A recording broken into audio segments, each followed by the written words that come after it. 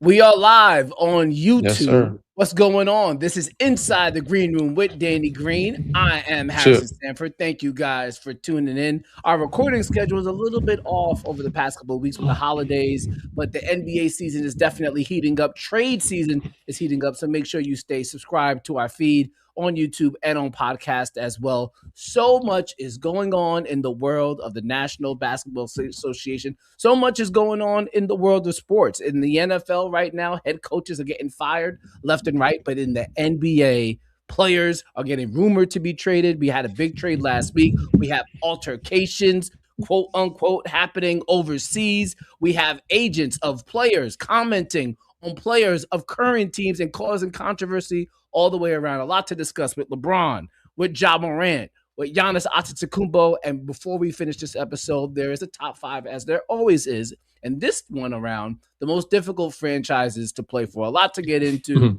DG, but first and foremost, we were talking over the weekend. I gotta say this, man. I love the NBA. I love the NBA for its drama. Mm-hmm. But boy, oh boy, the NFL gives some gems of football games, bro. Yeah. Golly. The wild From card the games. Eagles for the wild card weekend, bro. I was supposed to go home to Long Island to see my mom and my parents Saturday. I said maybe I'll go during one of these games. No. Couldn't get off the couch Saturday. Nah, Sunday hits. son. I'm like, yo, let me get over there before the game start. Couldn't get off the Unless you couch. got it on your phone and you could watch it while it's just tough. Mind you, public transportation in New York, if you're taking a train, you know you're gonna lose that service. So yeah, it was a good day to stay on the couch. It was a good day to stay on the couch. 100% for sure. All right, let's talk about the NBA. First, let's talk about this Ja Morant situation that we saw go down in. They're playing overseas right now. You're going to have a revenge, quote unquote, revenge matchup between Desmond Bane taking on his former team in the Memphis Grizzlies. But the big controversy is the report that we heard that Ja Morant and the Memphis Grizzlies are reportedly going to split parts as sooner than later. The Grizzlies are open to trading him, and apparently Ja Morant wants out and rumored to be wanting out to Miami. Here's a couple things that have been found out, or at least I should tell you about. Number one, Polymarket is now saying that the most likely destination for Ja Morant is Miami. There was a report that came out on X today that a business that is, I guess, owned by Ja Morant's father just bought a $3 million home in Miami a couple of weeks ago. And then we have this altercation video, quote unquote, that happened in overseas today. James, can you play the video, please?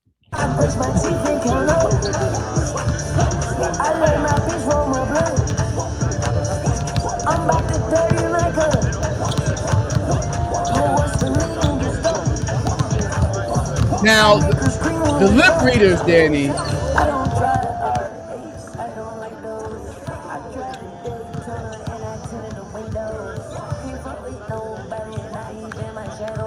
The lip readers, Danny, are saying that Ja Morant was telling, "I'm right here.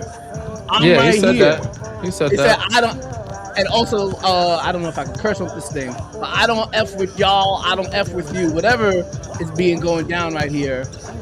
That's the video of the altercation. But then, before you comment on that, there was also a press conference where Ja Morant was questioned about his desire, I guess, or what he envisions happening with him and the Memphis Grizzlies. James, can you play that video, please? Do you think that you will be with the team past the trade deadline? I'm the only one you asked that question to. Oh no, but I mean, you're Who else in you front of asked? the microphone too. Who else you asked? Talking to the people who run the team. What they said? You gotta let me type the story first. All right, next question. Shout out to video Clutch Points gave we got that video from Clutch Points. So shout out to them. But Danny, what's going on here, man? Let's first start with the Vince Williams situation. What do you think happened? you've obviously gotten into some type of conversations with your teammates before. You Mhm. were in Memphis. You played with Ja Morant. You Mhm. know Vince Williams. What Yeah. happened, bro? In my opinion, I know Vince to be a really good kid. You know what I'm saying? He's a grown man now. He's been in the league a couple of years now, so he has some years on his belt. He has some rapport with everybody that's been there, especially with Ja. And I'd imagine he went over to him, and I'm sure Ja probably. My assumption is that he's looking at the press conference as if he does not want to be there or be around that group, or is not giving his all, his energy into what's going on right now. So I imagine Vince went over to him, was like, yo, come rock with us. We over here, you know what I'm saying? Like, come, do this. Like, he's trying to encourage him to be a part of the group. He's trying to get his energy up, try to get his energy, his focus to with the group. And I'm sure Giles like, for what? Like, why? Like, what do I need to? I'm cool. I'm right here. I'm doing this. What do I need to do? He's probably like, yo, well, you're not really showing you want to be here. Well, I'm here. That's what I imagine the conversation is. I'm here. I'm here, but I'm not over there. Doesn't mean that I'm not here. I'm showing up that I want to be. I'm here, but doesn't mean I need to be here. But at least I'm here. He's like, basically, be grateful. I'm here. That type of thing. I didn't deal with something that similar, but a situation in the field of it, Kyle Lowry, he did not rock with the front office at the time when the DeMar trade happened and the coaching staff. So there was times where he would still be a part of the group. Like, he'd come in for training camp, but he would be on his own area. He'd be over there. He wouldn't ride the bus, or he would come in for camp and leave. He would come in for practice and like, he stayed in his space. So it was going to take some time. And, Nick Nurse, again, was like, all right, we need to have an intervention with Kyle. And I'm like, all right, let me build a rapport with him. I've told this story before. And he goes, nah, he's coming in 10 minutes. And I'm like, bruh, I don't know him like that to just have intervention with him right now. But he was the like, Nick was always the guy to like, oh, we're going to address the elephant in the room. No matter what, we're going to talk about it. So I'd imagine Vince Williams, a young guy, was trying to address the elephant in the room and encourage Ja to like be with the group and be with the team. And Ja's like, nah, I ain't fucking with that. Like, I'm cool. Like, I'm here. Be happy that I'm here. And I feel like Vince said it wasn't about no fighting type thing. That's not Vince's character. He's a mature young kid for his age. Like, he's a mature adult for his young adult age. He's not an intense, aggressive type of guy. So my opinion, I think Vince was trying to get his superstar player to be a part of the group and still buy into what's going on while he's here. And Ja doesn't seem like he cares to partake in that. So you played with Ja Morant for, I guess you were there at least for half a season. Mm-hmm. From what you know of Ja Morant, how do you think he is handling it with not just necessarily Vince, but with the entirety of the team? Do you think he's detached? Do you think he's taking away from the vibes? Because here's the thing, Danny. As much as maybe people want to put him in the Miami Heat jersey, Ja's value couldn't be any worse. And there's some thinking that right now it's as worse as it's been since he's been in the NBA, but it could be worse. But it's as worse as it's been. It's worse as it's been. Exactly. So there's some thought that, hey, listen, as much as maybe he wants to go and we should trade him, we cannot trade him at this moment right now because the return is we not. We just don't want to. We're not getting what we want. Exactly. We don't want to trade you right now. And he's like, why do I need to help y'all out? Why would I help y'all out? Like, why would I do that? Why does that interest me? And I'm like, in today's NBA, I can still force my way to where I want to go because other teams may not want to take me knowing that I don't want to be there. Like, I'm saying, like, he has some leverage as a superstar.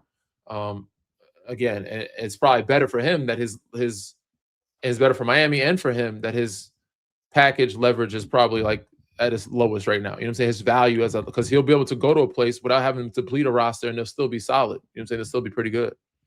It's almost one of those situations, Danny, where it feels as if he's going to have more or similar like events like this for them to make sure he gets traded. Because if I was a GM, I would still want to hold on to Ja Morant till I got better value. It would pain me to accept the same or worse package than Trae Young. Trae Young's package. Trae Young's. I would have waited too. Me on the inside.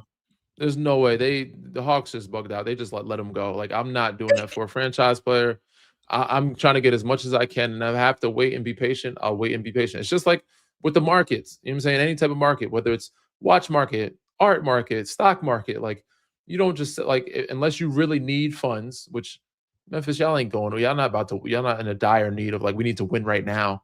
Unless you need funds right away, you wait until the market is at the right place. Like, all right, I'm gonna sell at this time, or when I can get the right value back for this car, or for this watch, for this art piece, or for whatever money I bought in stock. You don't just, all right, nah, like this shit is stressing me out. I gotta.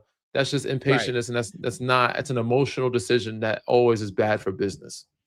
That's where it comes down to. For me, it's just, do you think Ja, going back to the question, do you think Ja will be disruptive enough so that Memphis has to trade him? Yes. Before, yes, Yes. they eventually will, but before the Yes. trade and before the yes, he will. Yes. Yes. Why do you say it so There's no definitively? hesitation. Well, first you asked me what is his. I definitely think his mannerisms or his energy is definitely detached. I mean, Ja's always been kind of a lone wolf. He always like a lot of his guys that he rocked with aren't there anymore. You know, Desmond Bain, Tyus Jones, Steven Adams, Dylan Brooks. Like there's a whole new team. Even the coaching staff, Taylor Griffin is not there anymore. Blake, like some of the assistants that he rocked with aren't there anymore. So the people he known and grew up with, or I guess built something with, are no longer there. So he definitely doesn't have ties to these guys. But even when he was with those guys, like he rocked with the team, but he still had his own group, like his family, his own group of people that he rocked with too. Now that those guys are gone, it's just very much easier to just isolate himself and be detached even more and rock with the people that he knows to rock with. And especially with these rumors coming out, I don't know if you've seen, but there's been debates on other platforms. I think it was Gil's platform of guys saying, why would you want to know if you want to be traded beforehand? So you could just say, F it, I'm not going to play for the next, like, you know what I'm saying? Like mentally is stressed and where like, Brandon Jennings is like, I want to know. Other guys are like, nah, I don't want to know. I want to keep playing and hooping until, what I'm saying? It happens. If it happens right then and there, it's part of the business, I'm cool. But if I'm thinking about it the whole time, it can definitely wear on certain people differently. I just think some people like to be prepared, but it can affect guys in a different way where they're prepared, but they're also, especially superstars, they don't care to help you. They don't care to hoop no more. Like they know their value. They know they're going to be fine wherever they go. Other guys like, I want to be traded. They have to prove the value. Like if I get traded, I want to make sure I'm still on the team or that they want to keep me. You know what I'm saying? Like that's a different scenario. Not for superstars. Superstars, I'm gonna be traded. I'm gonna get an extension, but I don't need to help your organization at this point any further. So, do I think he will be like looking at his press conference, looking at his actions of how he's interacting with one of his teammates that's been there for a couple of years? Will he be a distraction if he needs to? I think he's very capable. I mean, I've seen James Harden, I've seen Ben Simmons, I haven't seen Kawhi Leonard, who's not even that type of dude, sit out. I think Ja Morant's very capable of being that type of guy.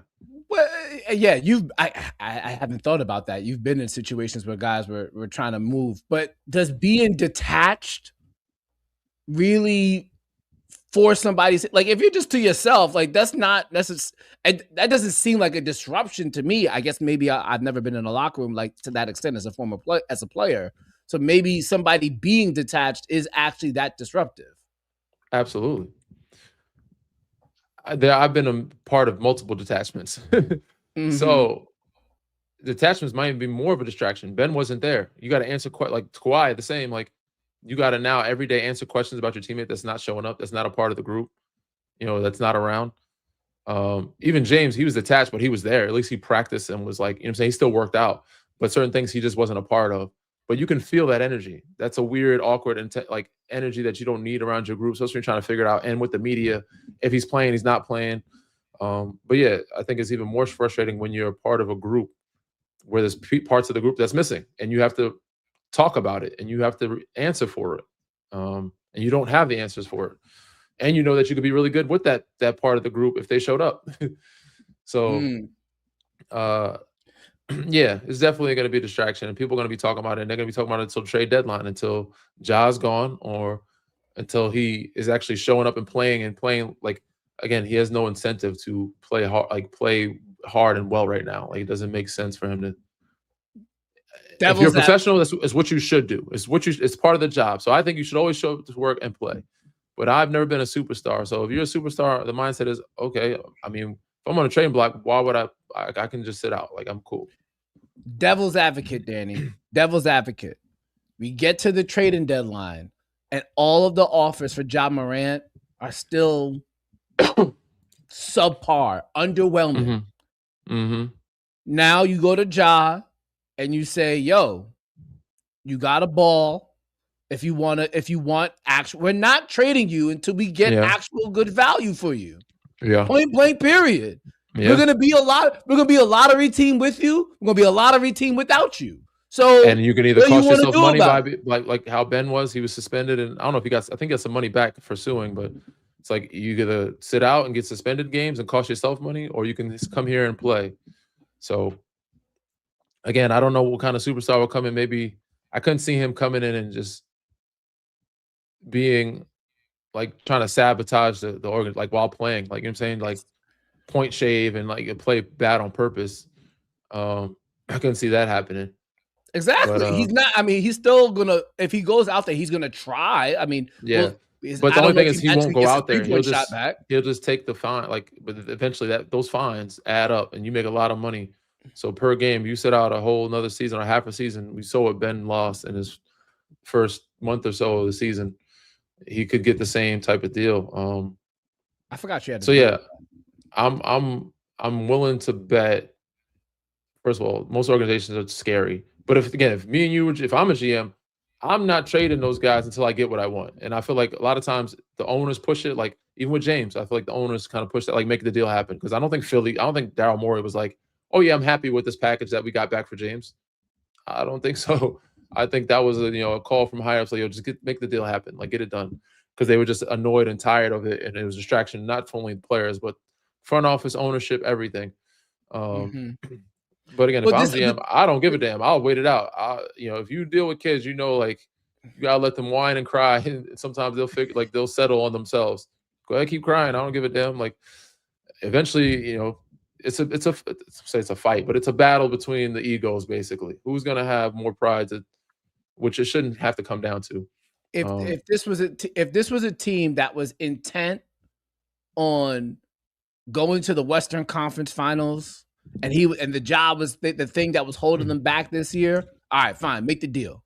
But you're gonna be a lottery team anyway. Yeah. What's the difference? Without it don't matter. It don't matter. It don't matter. I'm with you, bro. It doesn't matter if you. In Philly, we were supposed to be one of the better teams. We had Joel, we had everybody healthy, so it's like we were supposed to be one of the top teams. So it's more of an incentive to move James, because like, all right, we're still a solid team, and we're supposed to win this year, at least be in the playoffs. With this team, they're in no danger of being contenders. So I know it's trade season. So we all, I know it's trade season, and we all like to make moves, but like, if that return is poor, considering what Ja was, again, unless he gets injured, like has a severe injury, I don't think his value could be any lower than it really is right now. Yeah, unless he has like an Achilles or something. Yeah, unless he has an Achilles or an ACL or something like that, his value is going to be expiring contracts. And if his value is expiring contracts, you're Memphis. Yeah. What are you going to do with the free money anyway? You're not getting free agents. Yeah, I need draft capital. Point blank, period. And real quality draft capital. I don't know. It would be nice to get it in this 2026 draft class. Right. Be a good one.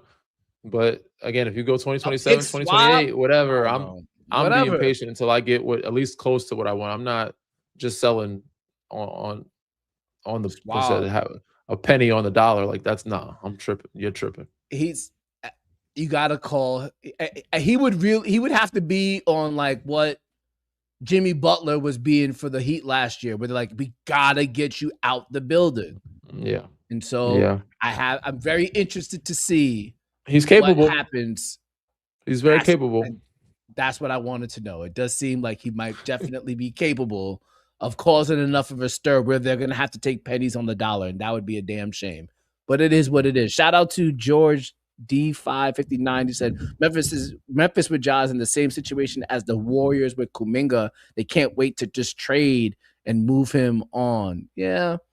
The Kuminga thing is wild to me. It's been so quiet that it almost feels like it's not gonna happen.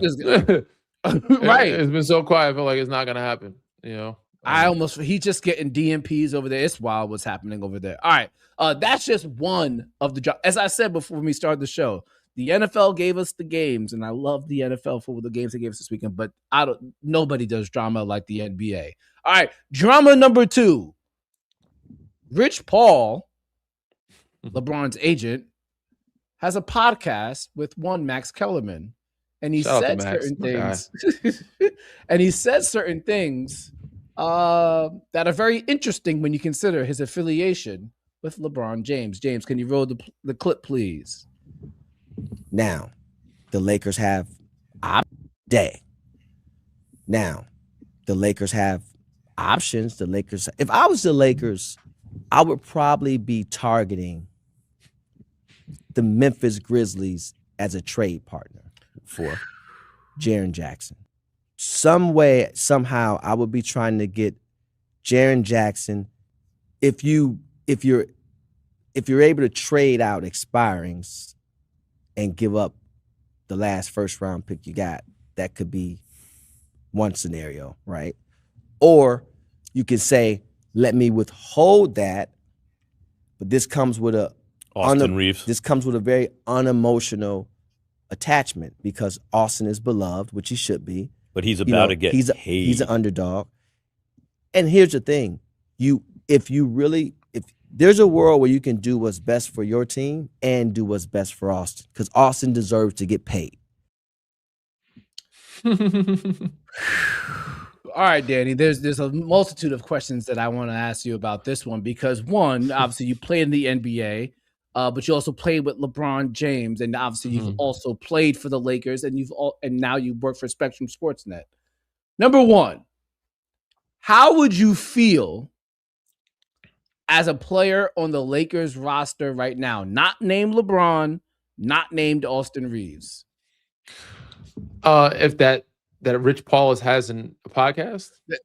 Not just that he has a podcast, but he specifically said that. How would you feel about one of your teammates being in a suggested trade by one of your teammates' agents, who happens to be one of the more powerful agents in the NBA? I mean, I'm more of a logical guy, and I've seen a lot, so nothing shocks me. I think this is on brand. I've seen LeBron operate for the last 20 plus years, and Rich Paul the same. At least you're hearing about it. Before it was like, oh, you just rumblings on like online or behind the scenes. Oh, you might be in the trade talks. They might move you. Sometimes organizations don't even tell you. So I was happy to be a part of those organizations that actually told me, like, look, all right, we're going to explore options of, trades, and you might be in those packages if it were to happen. But this, again, I'm not shocked by this at all. I'd assume most of them know that they're not where they want to be, or Bron is not happy, or Luka. Like, we don't have enough as a roster. We're in top 5, 6 in the West. We were a top 3 team at one point, top 4. We have injuries, but we know we're not good enough to win a championship. He's mentioned that they're not a contender. I believe him, and I believe that they aren't contention. I think most of the guys on that team also believe that as well. And knowing that, if I'm a big, like DeAndre Ayton or Jackson Hayes, it's like, oh shit, they're looking for another better big, Jaren Jackson Jr. I feel like I'm not.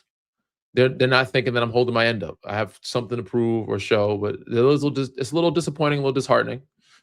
If some other guys, I'm probably the same, a little disheartening of like, damn, But again, I would already in the back of my mind think, like, you play with LeBron James, if things aren't going well, everybody's up for grabs. Like, you're in the trading block, unless you're LeBron or Luka. So that just comes with the territory of playing with a LeBron James. That's very much on brand. Things aren't going well. A lot of people are up for trade. And I'm sure some of them wouldn't mind being traded to better situations or a different scenario. The Lakers organization is not an easy one to play for. We'll get into that later. This is one of the hardest organizations to play for. And some of them are cut out for it. Some of them aren't. I think Austin Reeves is. I think he's very good. I do think he wants to get paid and stay there, but I'm sure he wouldn't mind getting paid and keeping more of his tax money elsewhere and be able to be, one of the superstar is another place where he could actually be the all-star of that group and be probably more appreciated. Who knows? But yeah, that is to have to see it live day in and day out. It's like, it's a little bit like, damn, you know what I'm saying? Like, they mention your name, it'd be like Austin's name, but again, these are just trade idea proposals that I don't think he's fully bought into. He said unemotional detachment. I don't know. I think he said it'll be an emotional, like I said, because how much Austin is loved here in LA. That would be an emotional trade. Like, that would be a tough one to let go. So obviously, from your year in LA, and obviously being a player of your stature, you were familiar with this time of year. Your name is going to get mentioned. It is any what time it of year. is. Any time of year. First of all, if you're, this is how you know you made it, when your name is mentioned in trade talks. When the first time my name was mentioned in trade talks was like year 3 or 4 with the Spurs. They're like, oh, I might trade Danny Green. I was like, oh shit. I was a little nervous, but they're like, they talk about it. It means you must have made it. You know what I'm saying? So, so I was a little nervous. You must be somebody. So at least you're sought after.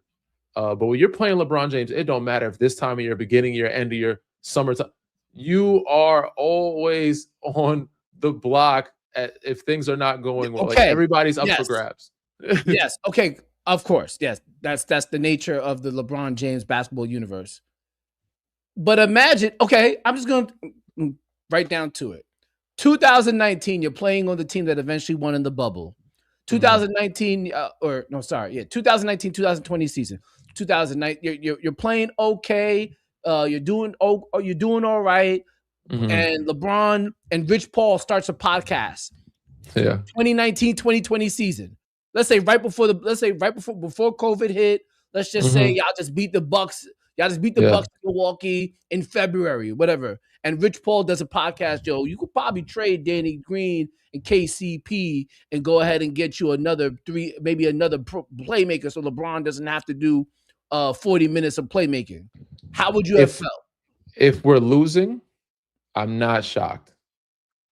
I'm pissed because we're number 1 seed in the league. Like, we're the best team in the league. Why are we needing to change anything? Okay. All right. Different scenario. But if I'm like, shit, we're 5 seed and we're not meeting expectation and I'm shooting terribly, bro, I already know, like, so as soon as before I went there, if things don't go well, I know I'm being traded. It's that simple. Like, before you sign up if you don't know that or understand that, then you're silly.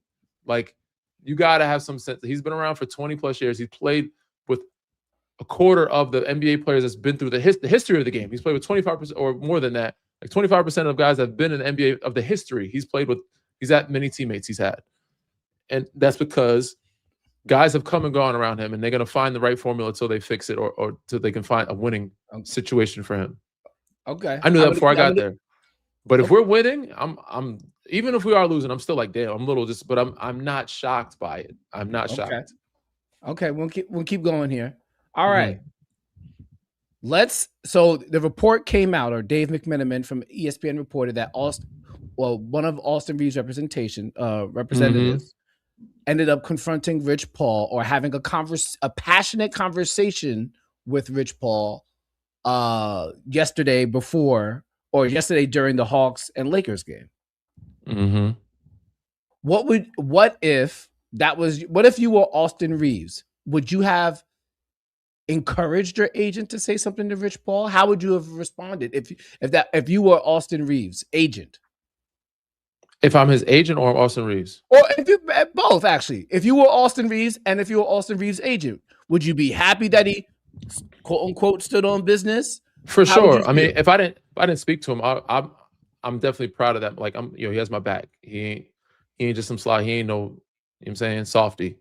But again, I'm more logical. I don't let things get dramatic or phase me. I'm gonna act like it don't phase me. I just who I've been. So if I spoke to him before and I'm like, it ain't no big deal, don't speak to him. It is what it is. It's better to just leave it alone and act like it's nothing. Because the more you bring more attention to it, now it's some shit is stirring. You're bringing more attention. It actually might be happening now. Now in private, I might be like, I'll just say what up. If I see Rich, what up?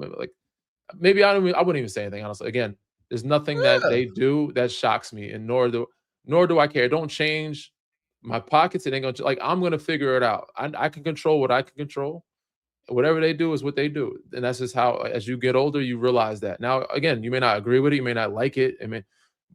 But the world ain't full of yeses and getting everything you want. That's just not how it is. So whatever happens, I'm just going to prepare myself for whatever happens next.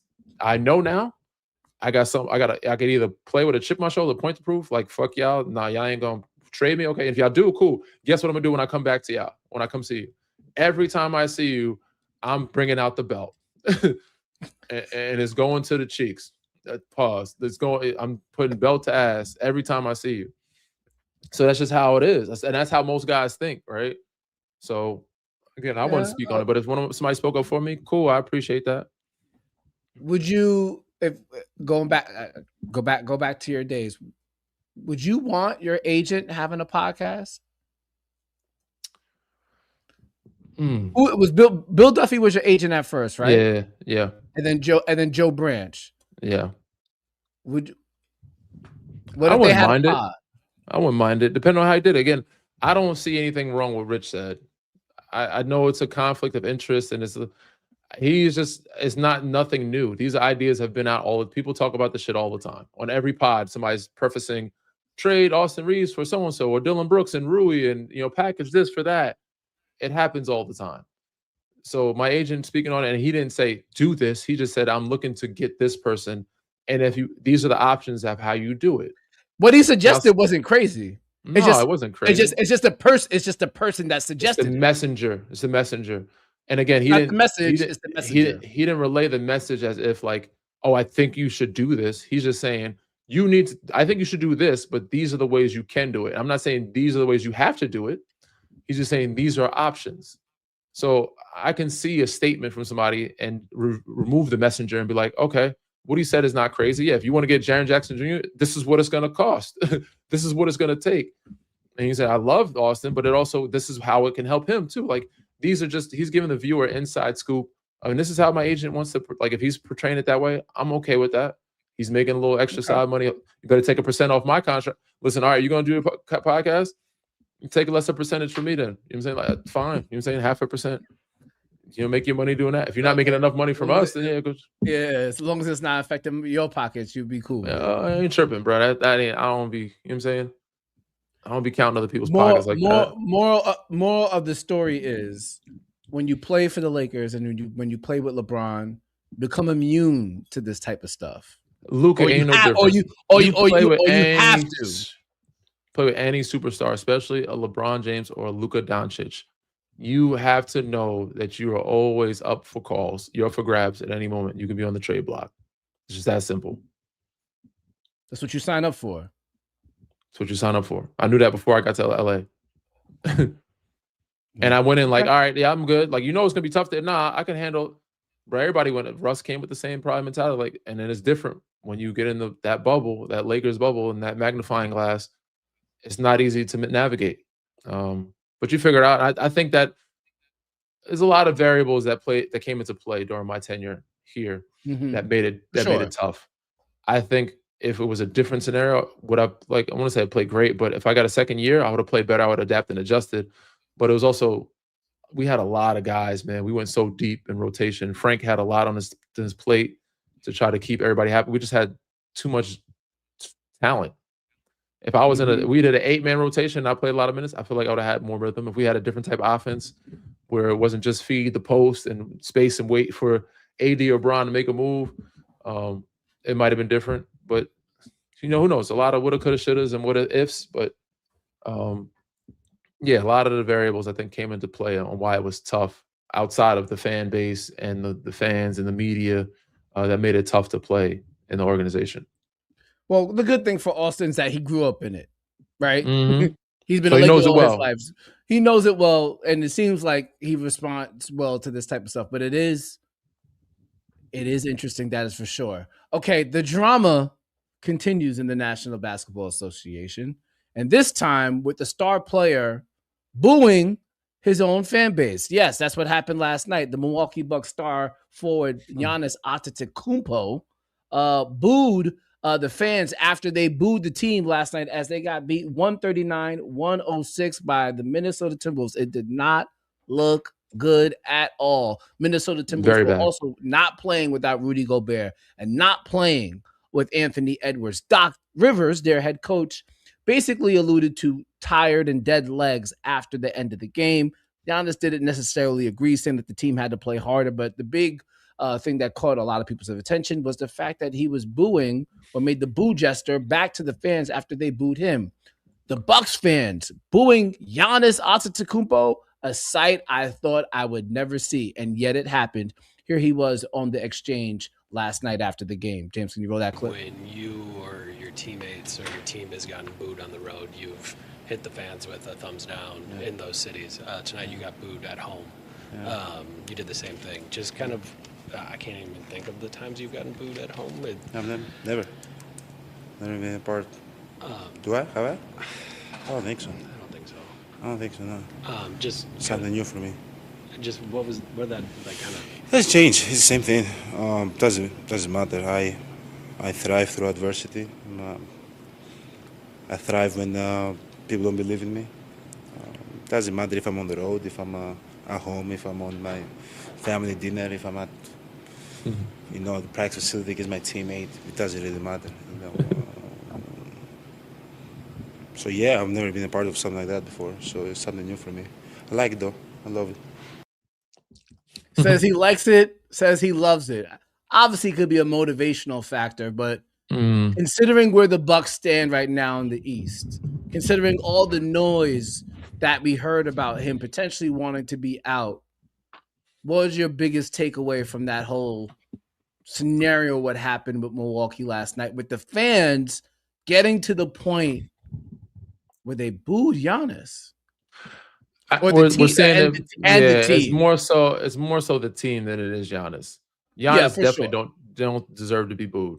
But the team, because Giannis brings it, his approach, I like how I know he's lying about he loves it, he likes it. Nobody loves and likes to be booed at home. It's disrespectful, especially coming from a superstar, multiple MVP, All-Star, Finals MVP, brought you a championship, and comes out every night to work and he puts forward his best foot every time. He is not deserving of being booed. Now the team, that is a different circumstance. That team deserves to be booed. You're losing to a Minnesota Timberwolves team without Anthony Edwards. That's really rough. And not just losing by 30, going at half. Like, we got to do something to light some fire. And I never thought I'd see it in Milwaukee either. Usually it's the bigger cities or those markets in the Northeast. But you deserve to be booed. We've seen it happen in Cleveland. We've seen it in other places where they're like, oh, we deserve to be booed. We ain't playing well. So they deserved it. I know he used that motivation on the road, but at home, I'm sure he did not like it. What was the question? Do I feel like Giannis? I just wanted to know your takeaway from it. I wonder, have you ever? That must be, first of all, for the Timberwolves. That has to be one of the more satisfying wins. When you beat team so bad, when you beat a team so bad that their home fans are actually booing them. I've been on both sides. Especially when you don't have your star. You've been on both. Okay, explain your experiences on both sides. My first time seeing it was that Christmas Day game in Cleveland. We playing the Lakers in Los Angeles. They start throwing the fingers on the court and booing and stuff like that. I was a rookie behind the bench. I'm seeing on Christmas, like, oh, this is going crazy. And I'm like, oh, shit, we beating their ass. You know what I'm saying? Like, okay. You know what I'm saying? Like, it's a good feeling. I'm not even playing, but I'm like, yeah, tell them to go home. We kicking their ass. You know what I'm saying? Just talking shit. And on the flip side of it, shit, we were number one in the East when I was in Philly, and they're booing us at home. And I was like, damn, it don't matter where we stand in the standings or how good we've done last game. We might have won 10 in a row or 8 in a row. They gonna boo your ass if you're not showing up to play. And that's just one of those blue collar cities. They don't mess around. So I've been a part of both sides of it. And when you're at home and your fans are booing you, it's not okay. It's not cool. It's not motivational. I do not like it. I do not love it. You're like, yo, what the fuck? Come on now. Listen, I understand we're having a bad game or a bad third quarter. I think we're down 6 or some shit like that. I don't even think we're down big when they booed. Like, we've been down. It wasn't big, wasn't big point differential when we've gotten booed in Philly. But we turn around and get it going. Then they start cheering for us. But it's like, at that point, certain guys, certain superstars, fuck y'all. We don't want y'all cheers now. Y'all fucking booing us. Never got that in San Antonio. Never got that in Toronto. I never got that in LA. But yeah, again, if you're in one of those cities, those blue collar cities, and you're not showing up to play, they're gonna let you know about it. So yeah, Giannis definitely does not deserve that from the fans. Milwaukee, the team, maybe, but Giannis has done enough there where it kind of should be neutralized, where fans should think about it and be like, all right, maybe we shouldn't boo because Giannis is on the floor. Maybe when Giannis is off the floor, you can boo. They travel to the Spurs on Thursday. Then they have the Hawks on Martin Luther King Day, but they're in Atlanta. The next time they're home at Fiserv Arena or Fiserv Center, I forget which one it is. They played the Oklahoma City Thunder. So they're in prime position to get booed again. And I do wonder, Danny, if you have more interactions like that, where fans is not appreciating. Fuck you. If I'm a superstar, I'm out. I'm sitting out, or I'm out. To almost, I know we started the show talking about the NFL. So Mike Tomlin, who's never had a losing season in Pittsburgh, this year they were actually booing Mike Tomlin because up until the playoffs this year, he went 6 straight playoff. He had 6 straight playoff losses. What happened to the Houston Texans made it 7 straight playoff losses. So what happened on Tuesday? Mike Tomlin told the team, "Yo, I'm out. Y'all don't have to fire me. I'm gone." And I think part of the reason why Mike Tomlin probably did that was like, "Yo, I see my legacy here starting to get stained." Because they're not remembering the Super Bowl that I brought them to. They're not cherishing the fact that we've never had an under 500 season during my tenure because they're booing my ass. And Giannis, as much as he doesn't want to request a trade, if Giannis's greatness is starting to get, if that legacy of greatness is starting to get tarnished by blowout losses to teams without their star players, then he's going to have to be like, "Yo, I don't want to be here long enough to the point where my legacy doesn't mean as much." That's why Mike Tomlin got up out of Pittsburgh. Yeah. I mean, I don't blame him. Fans better be very careful if you want Giannis to stay there. That's all I'm going to say. If you want that man to stay there, you better change your damn tune. Because if you booing him, especially, they don't have the team. Because it's clear he doesn't want to leave, bro. He doesn't want. At least he doesn't want to force. He doesn't force him.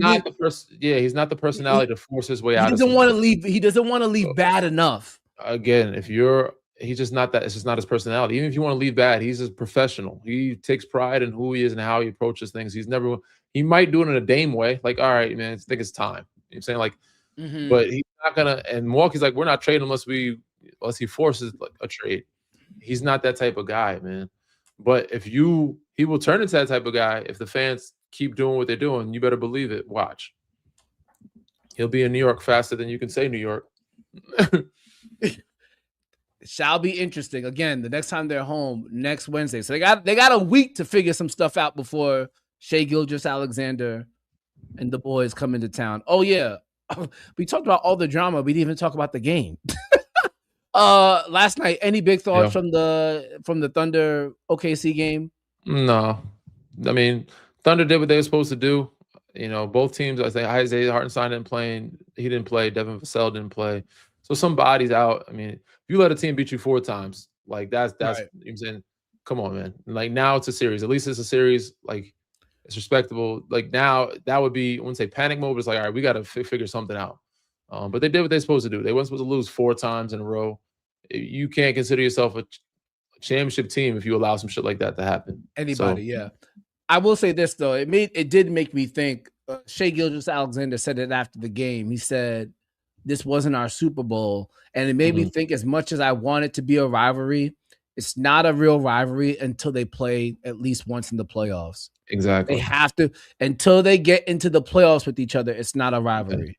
Okay. But they take note. It's not a Super Bowl, but it's definitely their playoff game. They're like, all right, now this team beat us. We keep them every time we play them. We got to make a point. Like, we're getting up for. Both teams are getting up for this game, especially them. This is a team that's got us a couple times, so we got to make sure we're locked in for this game, like extra locked in. So, yeah, maybe not a Super Bowl or playoff championship final series, but it's definitely a playoff type game. It's like a playing game. You're like, all right, we got to take this one serious. We got 2 more pieces of business before we get out of here. Number 1, we have to do, before we get out of here, we have to do your all-star teams because the all-star voting is due by the end of today. But then because we just talked about what is going down or what went down in LA, because we talked about fans booing Giannis Antetokounmpo in Milwaukee, and you referenced some of your times in Philadelphia. Today's top 5, Andy Green's top 5 most difficult franchises / fan bases to play for. Floor is yours. I'm gonna go backwards. At number 5, I'm gonna say Washington, D.C. Not because of the fans, but it is part because of the fans. I played a playoff series in D.C. where the fans, again, they'll boo you too. If you don't show up when they had good years, they'll boo their guys. But it's just hard right now. They've had such a rough couple decades, honestly, since I've been around and not around, of the winning and care factor from the fans. Like showing up, not showing up, like as a player. Trey went there, and a lot of people are like, why? Because they have cap space. But it's like that's where a lot of guys go to die, is what they would say, quote unquote. They're sending you this place to you end your career. That's where most guys would say about certain organizations. I feel like DC is one of those places, alongside it being a kind of a bigger market where the fans will let you know about some shit if you're not showing up. So okay, so I'm trying to qualify this one. So part of the reason why they're in your top 5 is because there's a lack of care, and that's hard to deal with as an NBA player. That makes it difficult to be your best professional, because the enthusiasm isn't there from the fan base. But you're saying when the enthusiasm is there, they could still get in your ass, like typical Northeastern fans as well. So exactly. you get the worst of both worlds. The worst of both. Like at least in New Orleans and Sacramento, someone will cuss out Zach LaVine. The guy's like, "Oh, you need to play defense," but in New Orleans, they're not cussing you out, booing you, like not the way they do in the Northeast, like in DC. So New Orleans, they might just not care, and that's it. Yeah, they just leave. No, DC, they'll cuss you. They'll let you know about it beforehand. They be talking shit out there in DC, and they won't show up. When you're bad, we played that playoff series. They were talking. Joel was out there. I don't know if you remember. Look at the pictures or photos. Go back to when we played them. Russ was there. They was talking a lot of shit and booing Joel. Like it was a hectic environment in DC. We played there. Well, okay, but were they okay? Fine. That's what they were saying to Joel, which I could appreciate. Everybody. But would they say anything to Bradley Beal? Would they say anything to Russell Westbrook? Like I'm saying, to play for, like. Yeah, I think so. You know what I'm saying? I think I've seen talking trash both to sides. I've seen both sides of it. I've seen their own team get booed. I've seen them talk trash to their own team. Definitely seen it. It might not have been Bradley Beal or Russ iteration, but definitely was Mike before that. But they've had some years where it got bad for them. Because they got the Baltimore fans. They don't give like Baltimore right there. Like you know what I'm saying, the motherfuckers don't give a bruh. I don't know why. If you've seen The Wire, you know how Baltimore motherfuckers are, bro. They don't give a damn. I don't know why us Northeast people are like this. I don't know why we treat our teams cold as shit. That's why the weather makes us like not care about public transportation. The weather, how we operate, it's just grimy. Yeah. Very fine. Woody people. Okay, the Washington Wizards. Yeah, number 5. We're gonna most of these are in the Northeast. So all 4 of them in the Northeast. At number 4, we got the Boston Celtics. You know how rowdy they get. They have their own little. It's like their own little land. It's like Boston has its own culture. It's like its own bubble of, and throughout the years it's changed. But I remember the first half of my tenure, I was like, damn, this is, some redneck going. You know what I'm saying, like going on out here. Like it's definitely got some wild shit being said to you out there. It was racial. There'll be some racial stuff. It's gotten better since then, so it's not the same. It's not what it used to be. But yeah, Boston fans get after it, bro. They let you know to their own players. Mostly this is how I want to make sure I'm qualifying the question. Yes, mostly opposing, but they will do to their own players. Yes, Boston will boo their own team too. Like they'll talk trash to their own players if you're not showing up. Luckily, most of the time their teams have been good. That's where DC is, that realm. They have not been good. But if you're not showing up to play, you're not up to par, Boston fans will definitely let you know. It doesn't matter what jersey you're wearing. You are gonna get the information. And I guess, but I almost wish you played for the Celtics. So I could get a little bit more insight. But I don't feel as if there is as much pressure as a Celtics player versus being a Laker player. That's why they're number 4. Okay. All right, number 3. Number 3, Philadelphia. Philly is definitely gonna be in the top 5. You know how it is. I've talked to you about my experiences. You've seen some of the experiences. You know how it is. Philly will let you know whether you're top seeded team or bottom seeded team. If you don't show up to work and you're losing by 10, 20, 15, it could be 6. They will boo your ass. If your 3 bad possessions happen, they will boo your ass. So Philly is just up there. And I never played. Joke, bro. Yeah, Philly's no joke. And the only reason why I put New York ahead of Philly is because they are wild, bro, in the streets. New York number 2. I'm surprised you put New York number 2. Oh, because I didn't play. Steve, okay, but number 1, I do wish your Philadelphia team had. But so remember when we had Chris Long on the show, and he won the Super Bowl, and he talked about how difficult it was to play for Philly, but then like that all got erased once he won a chip. Like even though it was still hard, like it was just like it's so much because the reward, it's more rewarding when you the win reward it. of the love. They're so passionate that when you satisfy that desire of winning a championship, it nullifies all of the bad because it's so fervent. I changed my number 2. Lakers are number 2. New York is definitely number 1. New York, Bing Bong streets cussing. New York is definitely number 1. Am I serious about what, bro? As to play for, Knicks fans love their play, bro. The Knicks. How long did the Knicks suck and they still show up? That doesn't mean anything. The Knicks sucked for subpar for year after year, and the Garden still sold out. Look at how they celebrate players that didn't win anything. Shout out Tim to Thomas still gets celebrated. It's the media. Stephon Marbury still gets celebrated. No, when they go in the arena, you get celebrated more in most places. They get shown on the jumbotron all the time. It's always love at MSG, bro. What are you talking about? I get love when I go back as a Laker too because I won one. But when you're there, it's not the same love, bro. The media, the social media, that everybody be on everybody's head. It is the hardest in those 2 major cities by far. They supported David Lee. They supported Nate Robinson.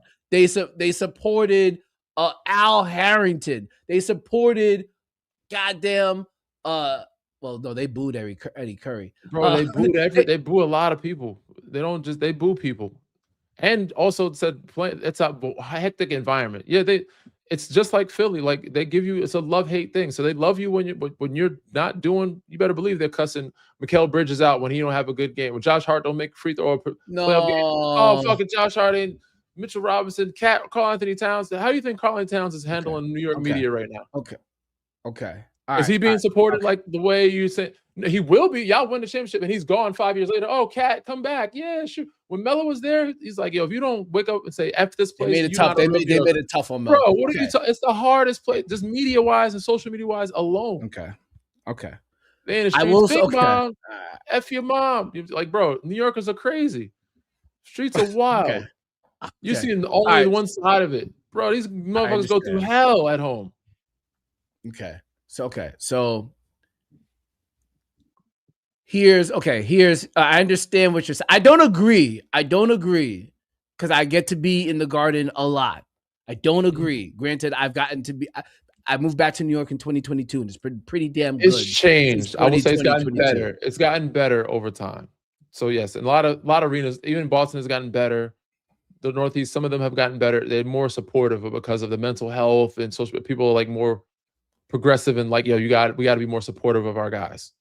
But before that, bro, just historically, over the grand scheme of things, these are the hardest organizations to play for, and they've always been like that since the 90s, 2000s. I will say, in the media capital like New York, I do find that, and just this is the status of media in general, but especially in New York, there are times where the media has made something out of nothing with the Knicks season. Everything, bro. Even if they Everything.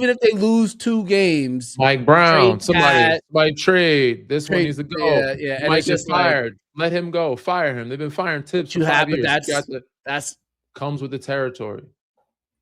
yeah. But you're in I the guess most pressure I playing for these organizations. guess so. It's not. Lakers number 2, I will New York say, number 1. obviously, you have more insight than maybe I have just as much insight because I live here. But I would say if you put New York number 1, it's not because of the fans. It's because it's the media capital of the world. It's because there's so many competing But the media fans, voices. for sure, but the That's fans what are makes it part of media difficult. now too. Fans are part of media. It's not the in arena. It's more of the social media.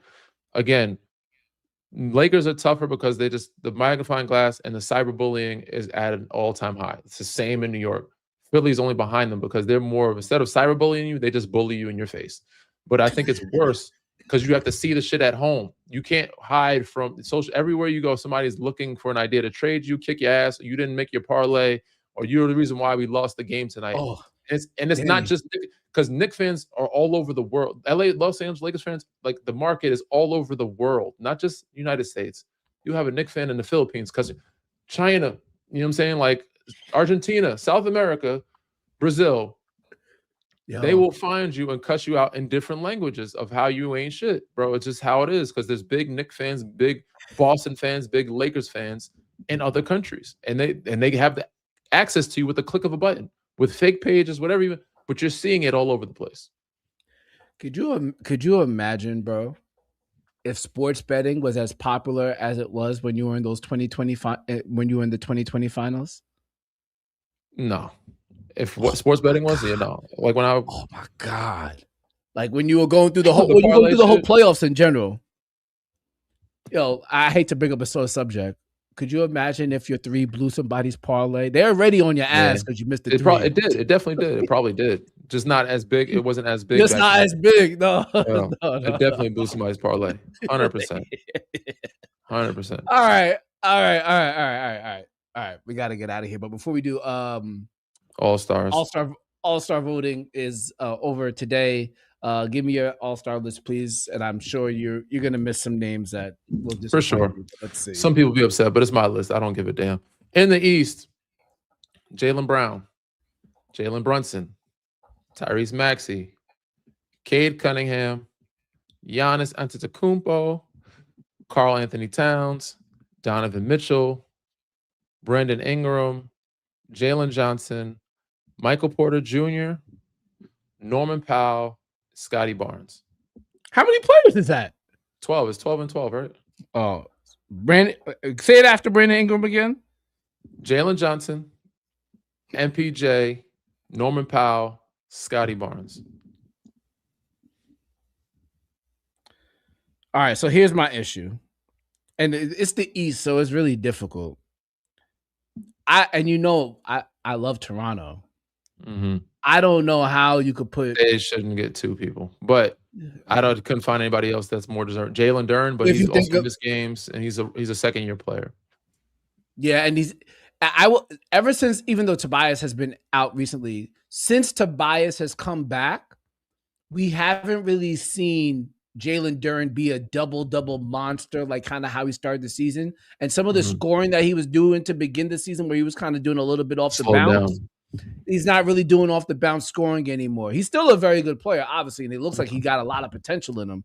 But that first 15 games, Jalen Duren was looking like, yo, max that guy right now. First 20, first 25 games, it was like, yeah. First 20 games. First 15, 20 games, you're like, okay, he's the number 2.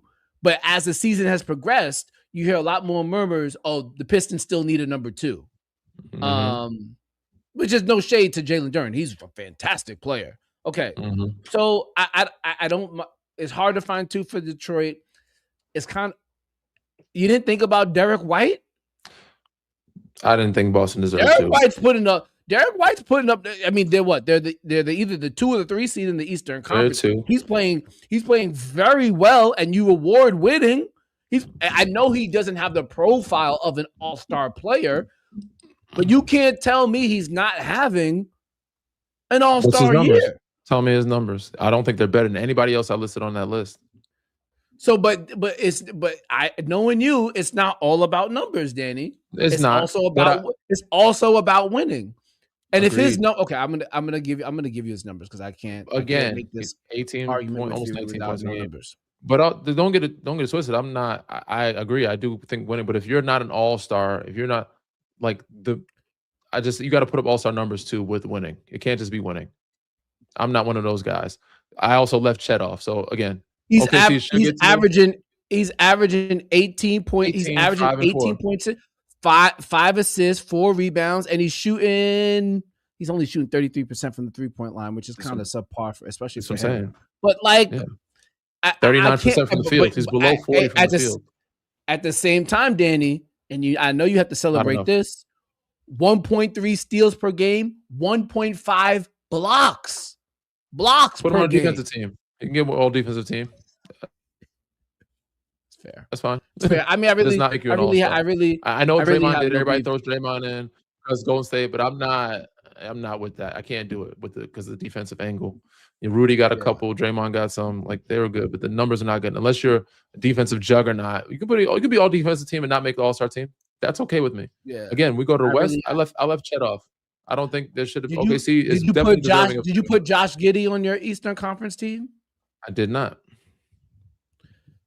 If you want somebody with numbers, yeah. Where is Chicago? Some games. I mean, they're the 10. They're the 10 right now. 18 and 21. But he missed the last couple of games. I mean, when he's been out there, he's been absent. If you are, I would rather.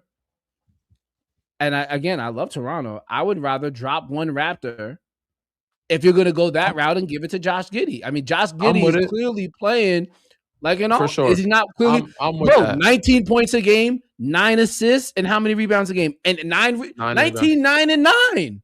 Yeah. You gotta drop Scotty or you gotta drop Brandon Ingram. Raptors can't have 2 All-Stars. I'm with that. I'm okay with that. And the 5 and the 4 seed in the East. For sure. Toronto is what seed are they in the East? They are the Raptors right now, the 5 seed. That's why they get 2. Chicago's what, 10, 11?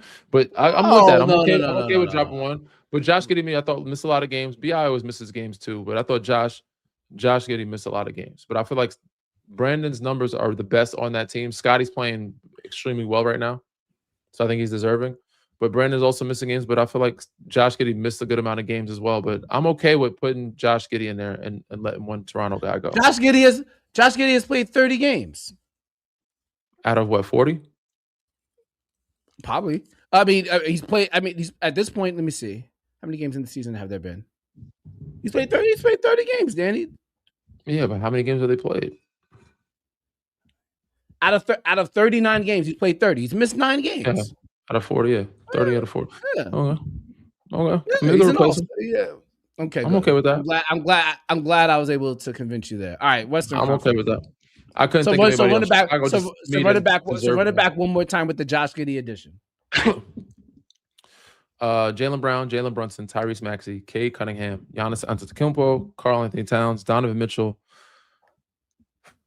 Jalen Johnson, MPJ, Norman Powell, Josh Giddey, and either Brandon Ingram or Scotty Barnes. I think I'm leaning more toward Scotty Barnes because of games missed. But I don't know how many games Brandon Ingram's missed, but I feel like he's missed more than Scotty. All right. Scotty's playing some defense this year. I will say that. All right. Yeah, he's played 39 named games, is what he says. Is that right? How so many? He's played all games? No way. That can't be right. Yeah. That can't be right. All right, let's do it. Western Conference. We're gonna start with Lakers, Luka, Braun. Then we go OKC, SGA, Jokic, Jamal Murray. You say that so casually. You just said that so casually. You said Lakers, Luka, Braun. Like what? Yeah. Luka, LeBron. I know Luka. Yes, LeBron and All-Star. I mean, he's never not going to be. He's never not going to be an All-Star game. Okay. He's going to be voted in. He's going to be a starter, captain. He's missed some games. He could miss damn near half the season. If he played one and had 40, he's going to be an All-Star. Fan votes. I know he's in the top 20. At what point? At what point, Danny, would LeBron not be an all-star. He'd have to Right? miss half. Like- He'd have to miss half the season for sure. Like he'd have to miss like. Then, I mean, how many? He missed I mean, how many He missed games like has LeBron actually played? He's missed a month of the season. He'd have to miss 2 months. The Lakers have played. Hold on, the Lakers have played 38 games, Mhm. and LeBron has played. Hold on, let me sure I get let me pull it up here. Slow internet. LeBron has played, bro. LeBron has played 21 games. Out of 38, he's missed 17. Is that enough for you? No, I'm sorry. It's enough. It's enough for the fans. 21 out of 38 is enough for you. It's not enough for me. It's enough for the LeBron. fans. It's enough for the fans. Yeah. Okay. Honestly, I would think Austin Reeves because he's played more games, but it's LeBron. You're not going to leave LeBron off the All-Star game. At this point, Austin Reeves has only played 2 more games than LeBron. He's only played 23 games. He's missed a lot of games now too, bro. Oh shit. Well, I mean, they might only deserve one, honestly. SGA, Jokic, Jamal Murray, KD, Sengun, Ant Edwards, Devin Booker, Victor Wembanyama, Steph Curry, Denny Advia. So, how many games of Kawhi Leonard looking like 2019 Kawhi Leonard do you need to see before you made him an all-star? Before you could make him an all-star? He didn't even have to be 2019 Kawhi. Because Danny, admit what you're seeing from Kawhi now is spooky. It is spooky, but they are still 11 seed. Yeah, they're right at the start of playing. They started playing good too late. They're winning games in the last 3 weeks. Y'all were in the dump. Like James and Kawhi. James has been more available and more consistent. James been hooping all year. Should have 2 All-Stars. And it's an Intuit Dome. They might sneak one of them. Denny Avdia might get snubbed, and it might be James. It might be Kawhi because it's at the Intuit. But realistically, where they sit in placing and what Denny Avdia's numbers are, he's averaging like 26, 7, and 7, something crazy like that, which is like LeBron's career MVP like numbers, and he's won MVPs. So yeah, they just sit too low. They lose too many games, so it's hard to get one. But Kawhi, so yeah, it's to your LeBron question. LeBron, if they were down at the bottom, LeBron doesn't make it. If they were outside of the top 6, Lakers get one. Kawhi is averaging 28 points per game, shooting 38% from the field. I mean, from 3, 50% from the field, 94% from the free throw line. Danny, 21 points a game, 28 points per game. How many rebounds? How many assists? And if you want to, again, I know Advia is killing. We want to reward Advia because he's been doing it all year long. Like he's kind of surprised us, but like Denny Advia's surprise performance is still not better than Kawhi Leonard's baseline. What is his rebounds and assists? What is Kawhi's rebounds? What is his baseline? The stats I just gave you. Hold on. You gave me his points and his percentages. You didn't give me rebounds and assists. Okay, I will do that, my friend. And even still, if you look at the standings, it's the Blazers are only 2 games ahead of the Clippers. Yes, relative to expectation. So the Lakers only 2 games above the Portland. Yeah. 28 a game, 6 rebounds, 3.5 assists. Yeah, it's a lot lower than Denny Advia. And if you 26, 7, and 7. Look at Denny Advia's number. It might be higher than 26. It might be 20. It might be 28, 7, and 7 at this point. But he's averaging 7, 8 rebounds and 7, 8 assists a game. I'm gonna pull it up. I definitely think Denny Advia deserves some love as an all-star. Yeah, there's no way. 26, James, 26, 7, no 26 is he's averaging 26, 7, and 7. So I mean, he's right there, bro. That's a big and if jump. you've been watching, Danny, 4 more assists and 2 more rebounds, bro. And if you've been watching, Kawhi's actually been picking up on the defensive side as well. I don't know. It's the West. The West is hard. I wish they could just subtract like 2 All-Stars from the Eastern Conference and give it to the West. You also need more European guys also to add it. Like you have to have 8 world players. So BI has played in 39 games and 39. Yeah, he said you BI's said, played every game. Is what it's saying. That's crazy. So BI deserves to be in there over the Scotty then. I didn't know BI played all games. He played every game. I thought for sure he missed games. I know RJ Barrett missed games, but I thought BI for sure missed at least a couple games. Okay, all right. We got to get out of here. We've been doing this for a minute. We gotta go. Here's my prediction for tonight.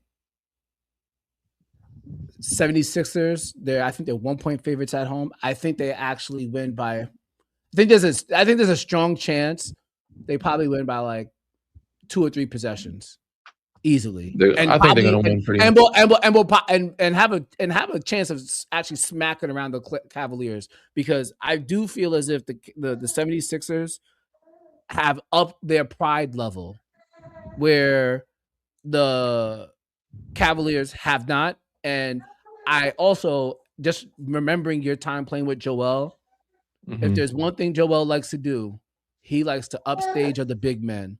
And if there's one thing about Jared Allen, he could be upstaged. I think Joel goes crazy tonight on ESPN. I think Jonathan they beat the hell out of drop 20 25, but it would be too Cleveland's late. not good. They're gonna beat them by at least double digits. I'm assuming. Something's wrong with Cleveland's spirit. Something's wrong with their spirit. They don't look the same, bro. All right, my G. It's time to go. Oh, thank you guys. Thank you guys for tuning in. Maybe we'll do this. Oh, we gotta do this on Monday, Danny. Martin Luther King Day. Gotta be back live Monday. Yeah. Word. Why not? We'll be here. I'm around. Figure it out. Appreciate y'all tuning in. Y'all know what to do. Unless Ja Morant gets traded before then we'll have to do like an emergency pod. Yeah, could do that. Hopefully they actually get a return for it. All right. Until then, Danny, please tell them what to do. We got to go. Okay. Yeah. Y'all know what to do. Read, rate, subscribe, review. Peace.